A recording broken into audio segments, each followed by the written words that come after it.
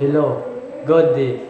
I am Wilmar Rosales, 20 years of age, residing at Procona Poblacion, Lianga, Surigao del Sur. I graduated my tertiary level at Surigao del Sur State University, Lianga Campus, Lianga, Surigao del Sur, last March 2015, with a degree of Bachelor of Science in Business Administration, major in Financial Management. Experience working as an scholar during on my job training at Surigao del Sur State University, Lianga Campus, Lianga, Surigao del Sur. My expertise are basic accounting, basic computer like Microsoft Word, Microsoft Excel, Microsoft PowerPoint. My objective is to comprehend and uncover knowledge about accounting skills and related works. I am tolerant, easy to learn, and keen for new experience. I believe I can provide a total package.